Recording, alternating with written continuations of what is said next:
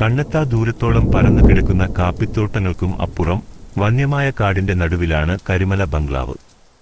British ഭരണകാലത്ത് പണിതീർത്തിയ, ഇപ്പോൾ പായലും കാട്ടുചെടികളും പടർന്നു പന്തലിച്ച ഒരു പഴയ കെട്ടിടം. നാട്ടുകാർ ആരും ആ വശത്തേക്ക് പോകാറില്ല. സൂര്യനസ്തമിച്ചാൽ പിന്നെ കരിമലയിൽ നിന്ന് വല്ലാത്ത ചില ശബ്ദങ്ങൾ കേൾക്കാമെന്ന് അവർ പറയും.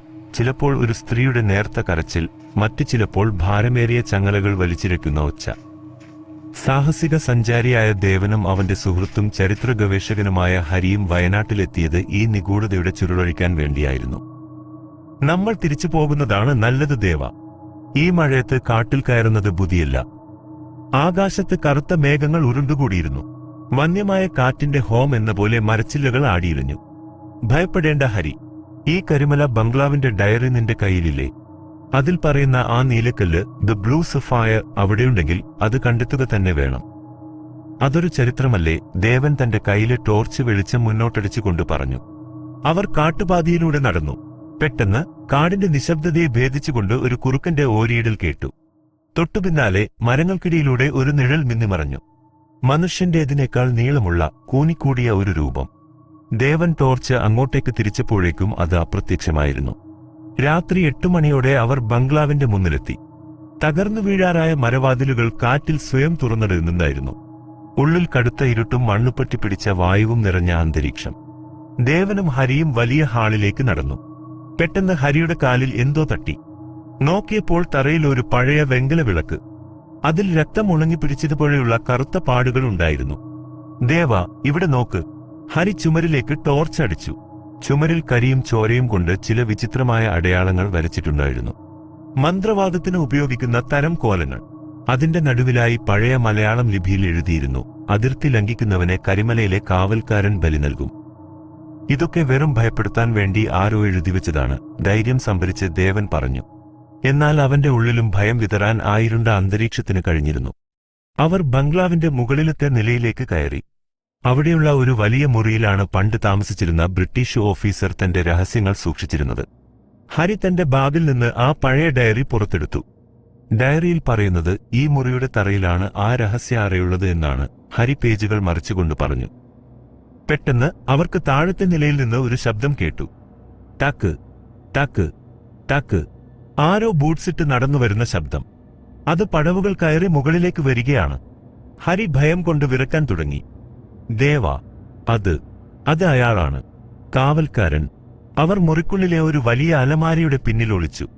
പടവുകൾ കയറിവന്ന ആ രൂപം മുറിയുടെ വാതിൽക്കലെത്തി. ടോർച്ചിന്റെ നേർത്ത വെളിച്ചത്തിൽ ദേവൻ ആ രൂപത്തെ കണ്ടു. മനുഷ്യന്റെ ശരീരവും എന്നാൽ മുഖമില്ലാത്ത, കറുത്ത പുക പോലെയുള്ള ഒരു തലയും.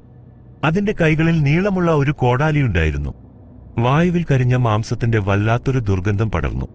ആ രൂപം മുറിക്കുള്ളിലേക്ക് നടന്നു. അതിന്റെ ഓരോ ചുവടിലും തറയിലെ മരപ്പലകകൾ അമരുന്ന ശബ്ദം കേൾക്കാമായിരുന്നു. അത് അലമാരയുടെ അടുത്തേക്ക് നീങ്ങിയപ്പോൾ ദേവനും ഹരിയും ശ്വാസമടക്കി പിടിച്ചു നിന്നു. പെട്ടെന്ന് കാറ്റടിച്ച് മുറിയുടെ ജനൽ പാളികൾ ശക്തമായി അടഞ്ഞു. ആ ശബ്ദത്തിൽ ശ്രദ്ധ തിരിഞ്ഞ ആ രൂപം ജനലിന് നേരെ തിരിഞ്ഞു. ആ സമയം നോക്കി ദേവൻ ഹരിയുടെ കൈയും പിടിച്ച് അലമാരയുടെ പിന്നിൽ നിന്ന് പുറത്തേക്ക് ചാടി. തറയിലെ ഒരു പ്രത്യേക പലകയിൽ ദേവന്റെ കാൽ അമർന്നു. അത്ഭുതമെന്ന് പറയട്ടെ, ആ പലക താഴേക്ക് നീങ്ങിയ ഒരു ചെറിയ തുരങ്കം പ്രത്യക്ഷപ്പെട്ടു. മറ്റൊന്നും ആലോചിക്കാതെ അവർ രണ്ടുപേരും ആ ഇരുണ്ട തുരങ്കത്തിലേക്ക് ചാടി. തൊട്ടുപിന്നാലെ ആ കറുത്ത രൂപം കോടാലിയുമായി അവർക്ക് നേരെ ആഞ്ഞു വെട്ടിയെങ്കിലും അവർ തുരങ്കത്തിന്റെ വാതിൽ ഉള്ളിൽ നിന്ന് അടച്ചുപൂട്ടി. തുരങ്കത്തിനുള്ളിൽ കടുത്ത ഇരുട്ടായിരുന്നു. അവർ ഫോണിന്റെ വെളിച്ചം തെളിച്ചു. അതൊരു പഴയ ഭൂഗർഭ അറയായിരുന്നു. അതിന്റെ നടുവിലായി ഒരു പെട്ടി ഇരിപ്പുണ്ടായിരുന്നു. ഹരി ഓടിച്ചെന്ന് ആ പെട്ടി തുറന്നു. ഉള്ളിൽ ഇരുട്ടിലും നീല വെളിച്ചം പുറപ്പെടുവിക്കുന്ന ആ അമൂല്യമായ നീലക്കല്ലുണ്ടായിരുന്നു. നമുക്കിത് കിട്ടി ദേവ, വിശ്വസിക്കാൻ കഴിയുന്നില്ല, ഹരി സന്തോഷം കൊണ്ട് ഉറക്കെ പറഞ്ഞു. പക്ഷേ അവരുടെ സന്തോഷം നീണ്ടുനിന്നില്ല. മുകളിൽ നിന്ന് ആ മരവാതിലുകൾ തകരുന്ന ശബ്ദം കേട്ടു. കാവൽക്കാരൻ ആ അറയുടെ വാതിൽ തകർക്കുകയാണ്. നമുക്ക് ഇവിടെ നിന്ന് രക്ഷപ്പെടണം, വേറെ വഴി നോക്ക്, ദേവൻ വിളിച്ചു പറഞ്ഞു. അറയുടെ മറുഭാഗത്ത് കാട്ടുചെടികൾ പടർന്നു കയറിയ ഒരു ചെറിയ വഴി അവർ കണ്ടു. അത് കാട്ടിലേക്ക് തുറക്കുന്ന ഒരു രഹസ്യ തുരങ്കമായിരുന്നു. അവർ ആ വഴിയിലൂടെ ജീവനും കൊണ്ട് ഓയിട്ടി.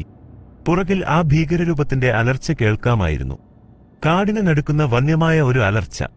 തുരങ്കത്തിന്റെ അറ്റത്ത് എത്തിയപ്പോൾ അവർ വീണത് കാട്ടിലെ ഒരു അരുവിയിലേക്കായിരുന്നു. അപ്പോഴേക്കും നേരം പുലർന്നു തുടങ്ങിയിരുന്നു. സൂര്യന്റെ ആദ്യ കിരണങ്ങൾ കാട്ടിനുള്ളിലേക്ക് പതിച്ചപ്പോൾ ആ ബംഗ്ലാവിൽ നിന്ന് കേട്ടിരുന്ന ശബ്ദങ്ങളെല്ലാം ശാന്തമായി. ദേവനും ഹരിയും തളർച്ചയോടെ ആ അരുവിവക്കിലിരുന്നു. അവരുടെ കയ്യിൽ ആ നീലക്കല്ല് സുരക്ഷിതമായിരുന്നു. കരിമലയിലെ ആ ഭീകരമായ രാത്രി അവരെ ഒരു കാര്യം പഠിപ്പിച്ചു. ചില രഹസ്യങ്ങൾ തേടിപ്പോകുന്നത് ജീവൻ പണയം വെച്ചാണെങ്കിലും അതിജീവനത്തിന്റെ വെളിച്ചം എപ്പോഴും ഭയത്തെ തോൽപ്പിക്കും. അവർ തിരികെ നടക്കുമ്പോൾ ദൂരെ കരിമല ബംഗ്ലാവ് മരങ്ങൾക്കിടയിൽ ഒരു നിഴൽ പോലെ ഒളിഞ്ഞു നിൽക്കുന്നുണ്ടായിരുന്നു. ഇനിയൊരുയിലേക്കായി.